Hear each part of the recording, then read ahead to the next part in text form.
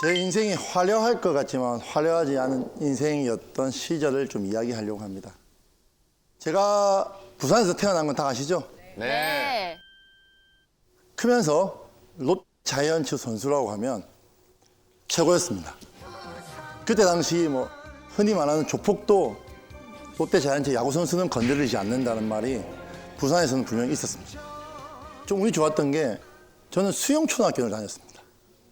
수영초등학교 하면 부산에서 제일 야구로서 인기 있는 학교, 덩치가 크고 좀 운동신경이 있는 친구라면 야구를 하기 위해서 다른 학교에 전학을 왔죠. 그런데 어느 날 초등학교 3학년 때 제 인생을 바꿔줄 일이 생깁니다. 다 아시는 초신수 선수가 저희 반으로 전학을 왔습니다.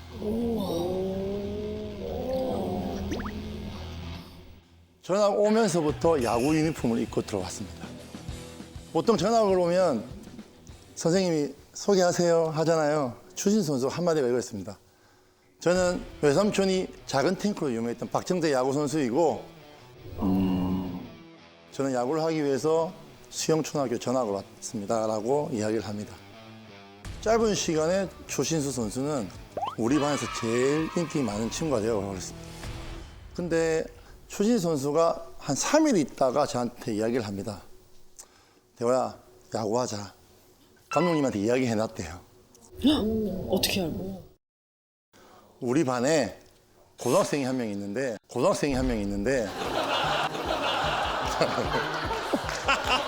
진짜 우리 반에 고등학생이 한 명이 앉아 있는데 걔는 야구를 꼭 시켜야 된다고. 그 얼떨결에 제가 감독님한테 따라갑니다. 실수로. 갔는데 감독님 공을 몇 개 던져보라 하고 몇 골 쳐보라고 했는데 가볍게 쳐도 멀리 치고 던지는 것도 좀 잘 던졌던 것 같아요. 그래서 감독님께서 같이 야구를 하자. 근데 저는 집이 그렇게 넉넉하지는 못했습니다. 아버님이 3살 때 돌아가시고 어머니가 재가를 하시면서 할머니 밑에 자랐거든요. 밤새도록 그 콩잎을 시장에 사서 된장을 사서 발라서 시장에 내다 파는 노점상을 하셨거든요.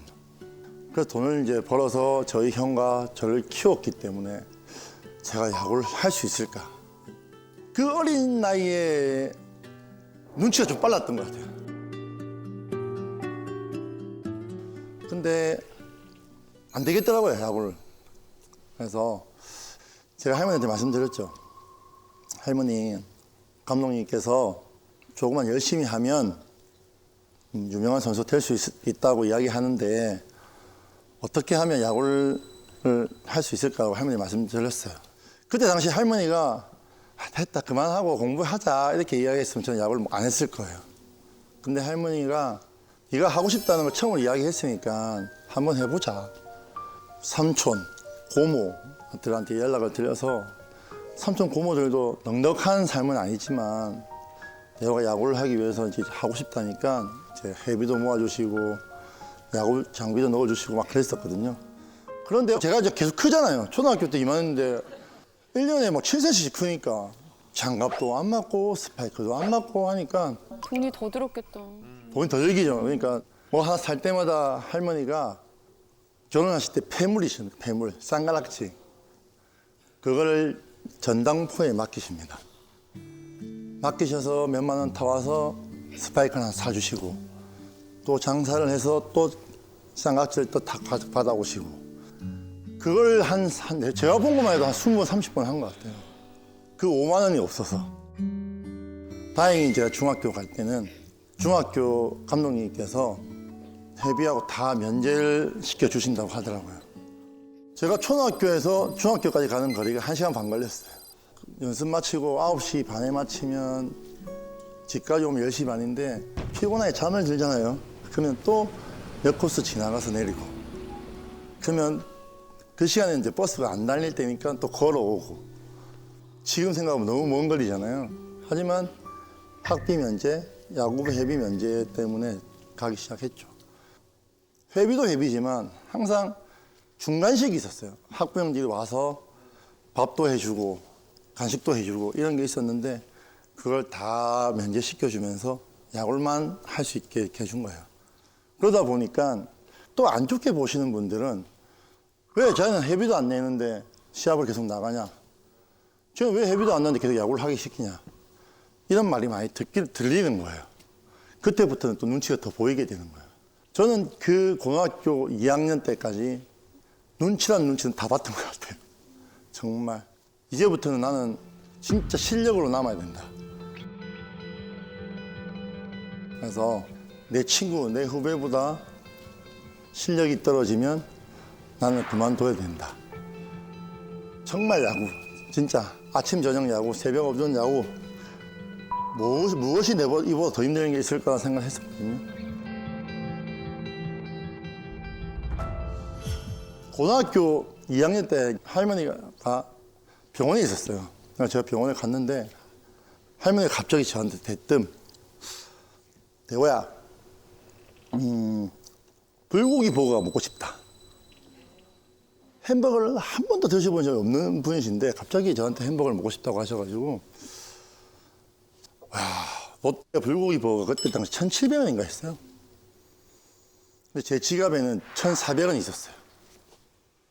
할머니가 그걸 모르실 거라 생각을 한 게 아니고 돈이 없어서 불고기 버거랑 비슷한 맛이 똑같은 대리버거 1,200원 하더라고요. 대리버거를 사서 할머니한테 갖다 드렸어요. 할머니가 너무 맛있게 드시고 대호야 너 너무 맛있다. 그래서 그 다음 달에 제가 이제 용돈을 또 받아가서 제 할머니가 또 그때 먹었으니까 맛있는 거 사서 이제 불고기 버거 사서 가야지 하고 했는데 한 2주 뒤에 할머니 돌아가셨어요. 야, 근데 지금도 생각하면 롯데리아 가서 불고기 버거 보면 할머니 생각이 많이 나요.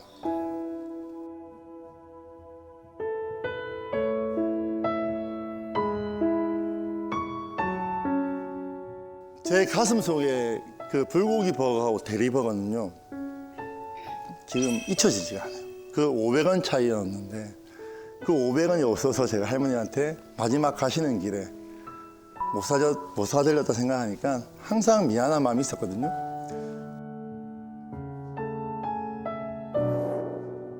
그 할머니한테 성공을 해서 호강을 시켜주고 싶었는데 그래서 제가 태어나서 처음으로 이제 할머니가 돌아가시고 야구를 시작하고 그만해야겠다는 생각을 했었습니다. 내가 야구를 성공해도 누구한테 호강시켜주나 누구한테 돈을 쓰나 필요가 없었어요, 솔직히. 그때 당시 그래서 고등학교 코치님이셨던 분이 저한테 오셔서 대호야, 이때까지 할머니 고생하고 이대호라는 손자를 키웠을 때 야구선수 성공하는 걸 너무나 보고 싶지 않겠냐라고 하셔가지고 아무 생각도 안 했어요.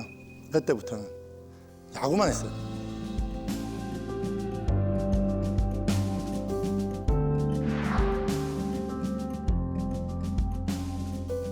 그러면서 제가 이제 2억이라는 돈을 받고 계약을 하게 됩니다. 프로 딱 와서 이제 보니까 저는 힘든 게 없는 거예요, 이제. 그러다가 2000년대 롯데에서 이제 시합을 뛰게 되면서 아직도 기억하고 있네. 8888-577, 8888-577. 7년 동안 8개 팀에서 8등, 8등, 8등, 8등, 577. 너무 슬프다. 힘들더라고요. 근데 감독님이 야구 선수가 3자리는 쪽팔리니까 2자리 만들자 하시더라고요. 운동을 좀 전문적으로 했으면 되는데 100km 넘어가면 제일 하면 안 되는 운동, 오리걸음, 토끼띠. 그 벌 받는 거 같잖아요. 진짜 벌 받는 기분이었어요. 그래서 제가 수술하게 됩니다. 이게 무릎 연골이 나가서 수술을 딱 하고 4개월 동안 10년 만에 처음으로 누워 있었거든요. 130kg까지 넘어갔습니다. 운동을 못해서 그런가? 야구를 잘 하고 있는데 왜 5kg 더 빼라고 해서 무릎 다치게 해서 25kg가 더 쪄야 됐냐. 야, 130kg 되니까 이거 또 야구를 해야 되나? 혼자 신세 한탄을 계속 했죠.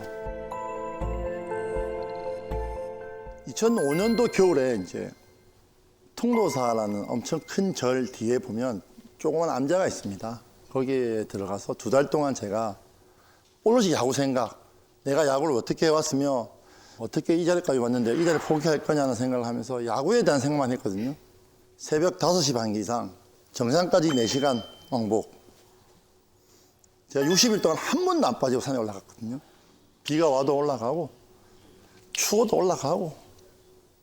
그러다가 갑자기 잠을 자는데 위에 암자에 자다 보니까 쥐가 있잖아요, 쥐가. 밤새도록 계속 뛰는 거예요. 잠을 못 자. 새벽 5시 반에 일어나요. 다크서클이 이만큼 져가지고 스님한테 말씀드렸어요. 스님, 쥐도 좀 놓고 뭐 약도 좀 해서 쥐 좀 없애줘 주시면 안 되겠냐 하니까 스님이 딱 한마디 하셨어요.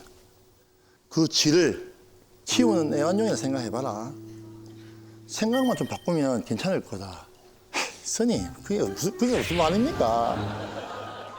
근데 제가 할 수 있는 거는 스님이 했던 말만 생각할 수밖에 없었어요. 누웠어요. 저건 햄스터다. 저건 내가 키우는 거다. 내가 햄스터 갖다 놨다. 저건 우리 식구다 생각하니까 3일 정도 지나니까 그게 거슬리지 않았던 거예요. 이게 마음먹은 대로 사람이 움직이는 것 같아요. 우리가 힘들다 하면 진짜 힘들어지는 거고 된다 할 수 있다 하니까 되는 거예요. 그때 당시에도 130kg에 들어갔는데 제가 딱 16kg를 빼고 내려왔습니다. 2달 동안. 내려왔는데 2005년 겨울이었거든요. 근데 2006년도에 제가 트리플 크라운을 합니다.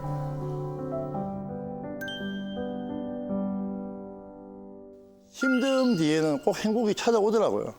지금은 너무 행복하고 와이프랑 아기들 커가는 거 보면서 너무 행복한데 뭐 예전에는 저도 이런 가정을 꾸밀 수 있을까라는 게 꿈이었어요. 저는 어렸을 때 야구 잘하는 것보다 행복한 가정이 제 꿈이었어요. 집에 가면 엄마 아빠 있는 거.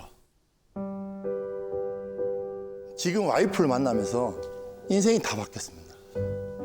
사랑받는 게 뭔지, 내를 믿어주는 사람이 있다.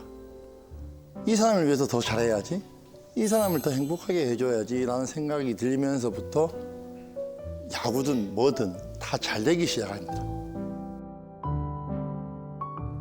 어떻게 만났냐면 제가 20살 겨울에 선배님 도끼 행사를 하는데 그때도 그렇고 지금도 그렇지만 봤는데 우리 와이프 옆에서 후광이 뒤에가 비치더라고요. 지금도 그렇다는 건 진심이신 거죠? 네, 지금도 그렇죠. 저는 와이프를 볼 수가 없어요. 후광이 비쳐가지고. 볼 수가 없대. 부처님 아니에요? 부처님? 부처님. 근데 와이프한테 진짜 너무 후광이 저 태어나 처음이었어요. 이게. 저도 놀랐던 거. 갔어요. 그냥 바로 갔어. 저 정말 마음에 드는데 한번 사귀어 봅시다. 바로 처음 만남에? 첫 만남에? 보자마자 빛이 나서 한번 사귀어주시면 안 될까요? 하는데 진짜 와이프가 1초 만에 싫어요 하더라고요. 당연히. 갑자기 보자마자 사귀자 그랬는데 누가 좋다 그래? 내가 하면 다 될 줄 알았죠. 안 되더라고요. 근데 그래서 포기하고 한 1년 정도는 그냥 친구로 지냈어요. 야구 선수 중에 좀 제일 못생기고 제일 내보다 몸에도 안 좋은 선배들도 소개시켜주고 내 친구들 중에도 좀 못생긴 최준석이나 뭐 이런 친구들 데리고 가서 밥도 먹고 그러다가 1년 정도 있다가 제가 사귀자니까 사귀어주더라고요. 사귄 지 한 2년 만에 제가 무릎 수술을 또 했거든요. 여자친구한테 이야기를 해서 서울에서 수술 받아야 되는데 좀 와줄 수 있냐고 했더니 그때 시험 기간이라 진짜 힘든 그거였는데 나를 지켜주기 위해서 왔다. 수술 7시간 원래 예정이 있었는데 한 좀 제 몸이 크다 보니까 한 9시간 정도 한 것 같아요.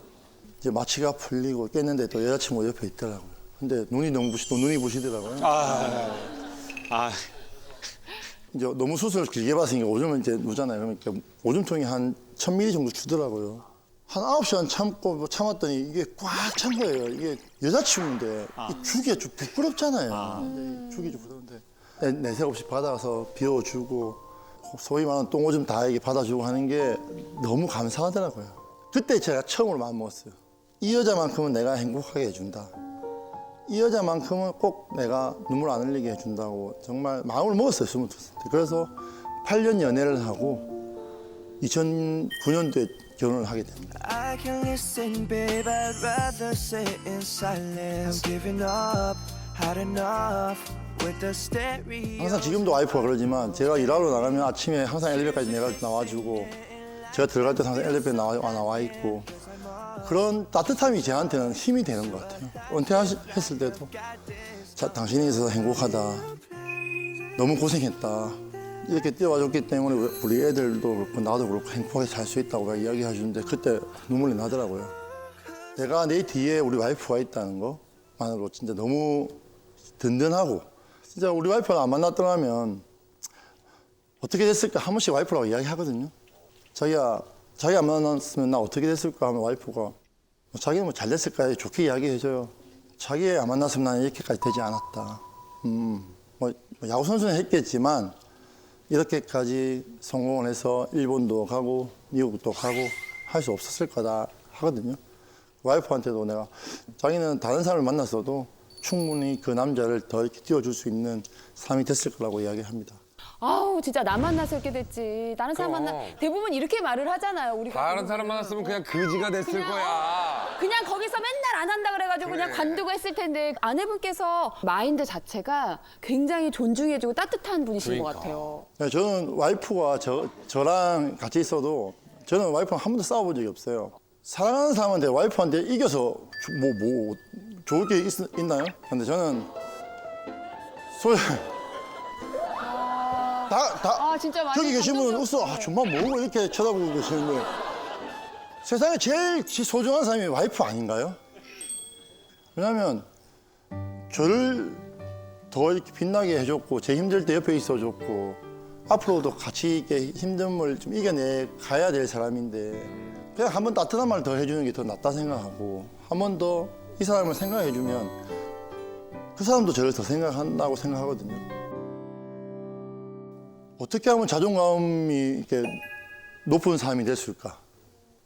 저는 제가 이 자리에 설 수 있게 제 자존감을 높여주신 분들이 저를 믿고 기용해 주신 감독님, 또 회비도 같이 내주시고 밥도 사주셨던 여러 학부형들, 그리고 새벽까지 잠도 못 주무시고 저한테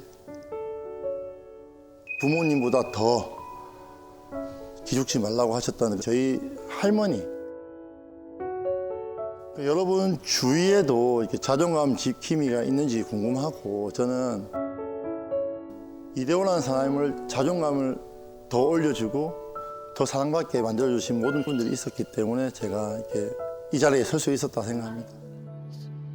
'Cause I will tell you the whole